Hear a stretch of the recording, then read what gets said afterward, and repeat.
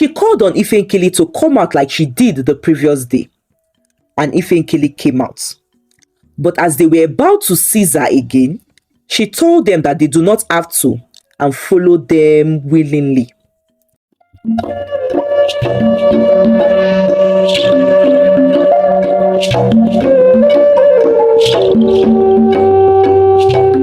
Welcome to Yaga's Epic Tales.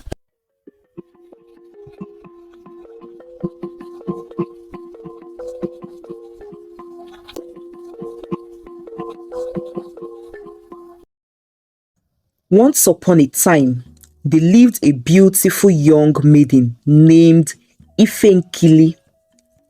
Ifenkili lives with her father, stepmother, a younger sister, and a half younger brother.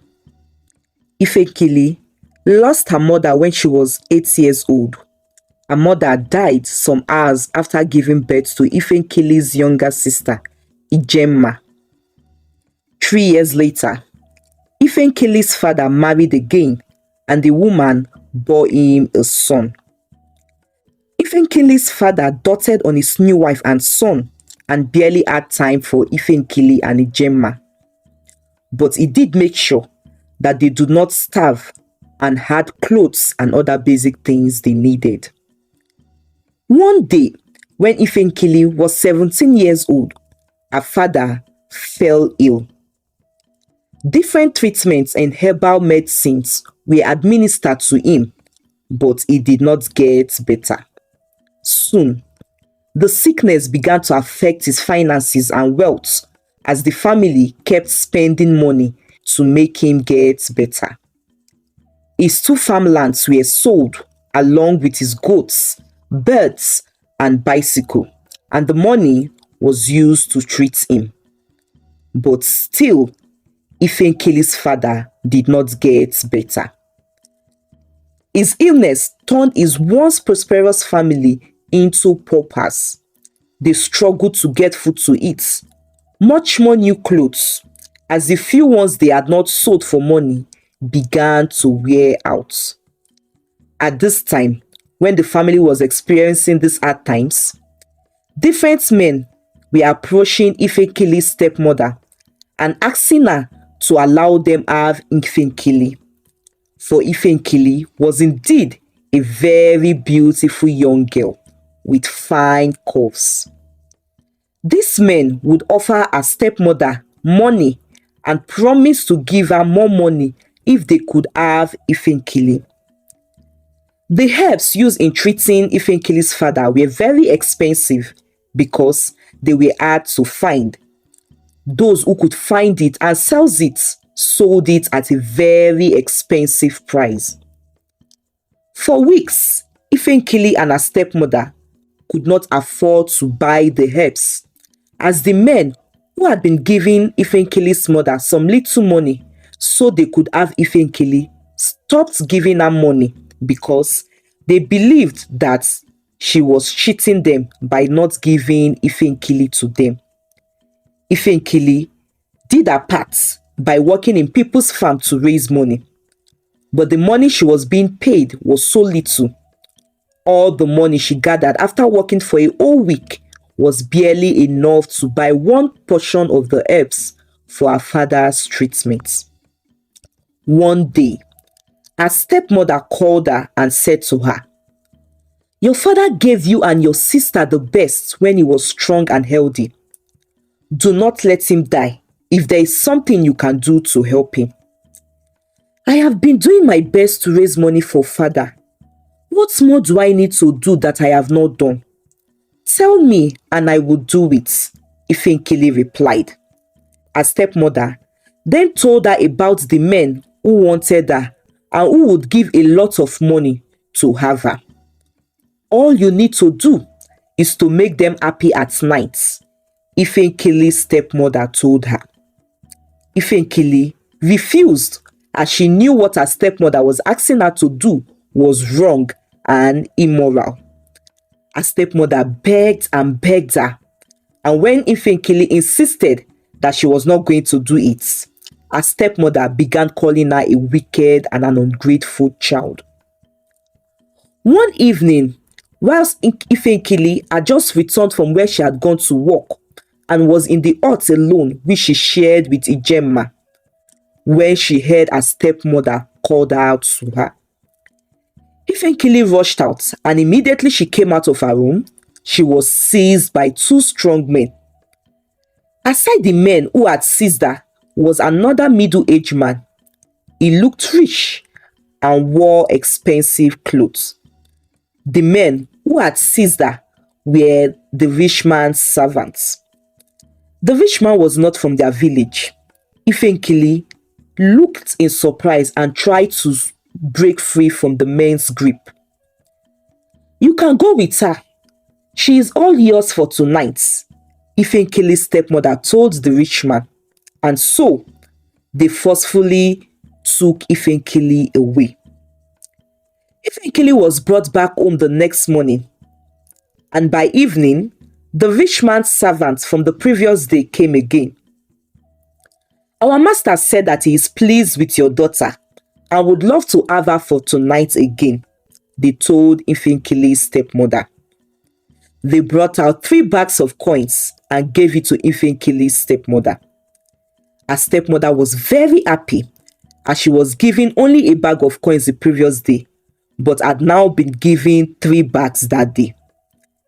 She called on Ifenkili to come out like she did the previous day, and Ifenkili came out.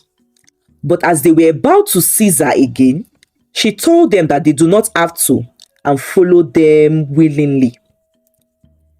The days that followed, other men came also and offered money to Ifenkili's stepmother in exchange for sex with Ifenkili, and Ifenkili followed them without any objections. And so, that was how Ifenkili became a sex merchant. The men that came were mostly from other villages, but soon, the news spread in Ifenkili's own village too, and the loose men from her village also began to patronize her. Ifenkili was known by everyone as the village prostitute and sex merchant, and Ifenkili did not bother about the name she was now known for. Ifenkili's father eventually died, even when he was already showing signs of recovery. The news of his daughter becoming a sex merchant because of his illness gave him a heart attack, and he did not survive it. The king of the village had also just passed away, and the king's son and only heir, Prince Afam, had been away abroad for studies and was already done few weeks earlier before the death of his father. And so, Prince Afam was now back in the village as the mantle to rule was now on him. One evening, Ifenkili got a client. The man appeared strange. Ifenkili could tell that he was a young man, but he had dressed like an old man and sounded like one. The face was strange, and she had not seen him before. Ifenkili decided not to bother herself about the appearance of the man and offered him a drink like she would always do to every of her other clients before anything happened between them. Ifenkili waited for the man to fall asleep, as the drink she had given him was supposed to make him too. When she thought that he might have fallen asleep, she quietly tried to get up from the bed and tiptoed out of the room, but the young man held her hands back. "Where are you going to? You have not offered the service I paid for," the young man said. Ifenkili stood still, frozen, as the young man tried to push her back to the bed and tried to have his way with her. Ifenkili then began pleading with him. "Please do not force yourself on me, for I have never done this before," she said, pleading. "But you are a sex merchant. Everybody knows you as one. What do you mean when you say that you have never done this before?" the young man asked. Then Ifenkili confessed to the young man that she had laced the palm wine she had given him with a medicine which has the potential to make a person fall into a deep sleep. And while he is in his deep sleep, He would have dreams of the last thing and fantasies he was having before he had fallen into the deep sleep, and that the dream would be so real to the person that he would not be able to tell that it was all a dream when he awakes. She confessed that that is how she had been dealing with all the men who had paid to sleep with her, by making them fall into the deep sleep and think that the fantasies they have of having her on their bed is real during their dream. Ifenkili had heard two voices talking about the herb while she was in the bush one evening years back. Though she did not see the faces of the people talking, she was able to find the leaf as they had described it while they spoke. Out of curiosity, Ifenkili had plucked the herb and take home with her. It was that same evening some years back that her stepmother had allowed that rich man to forcefully take her away.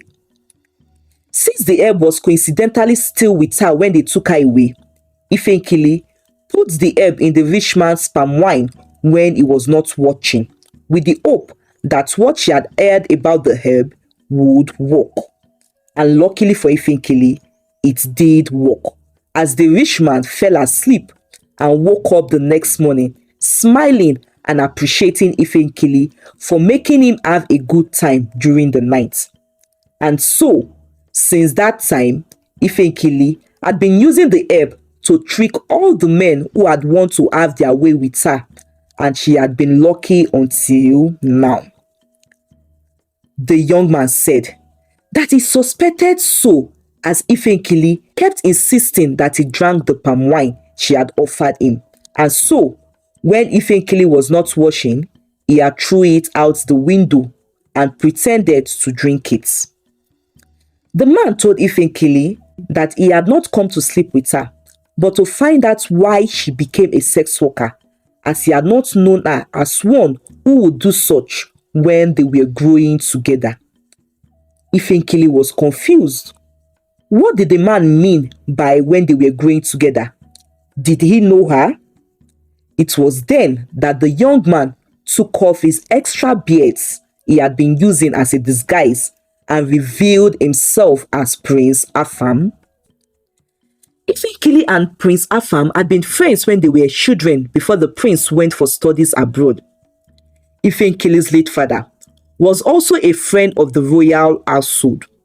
But unfortunately, the king's right-hand man, who did not like the friendship between the king and Ifenkili's father because he feared that he might lose his position, poisoned the king's mind against Ifenkili's father and did not allow him offer any help to Ifenkili's father when he was ill.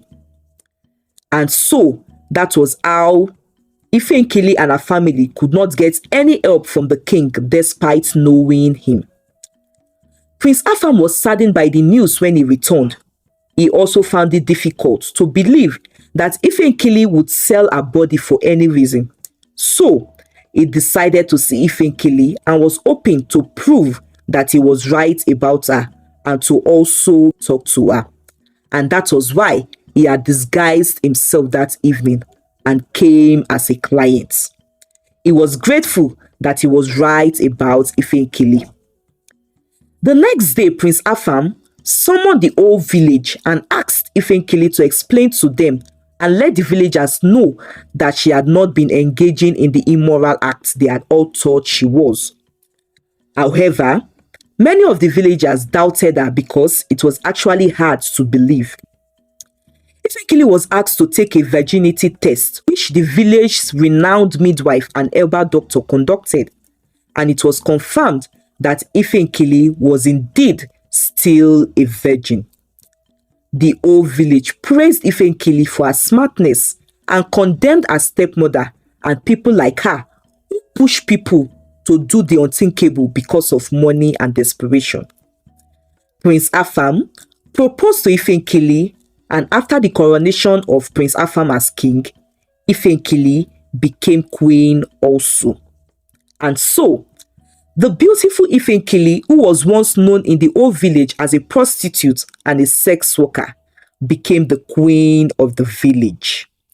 The end. I hope you enjoyed the story and have learned a thing or two from it. I would love to know. Please leave a comment. Thank you for watching and see you in our next video. Bye.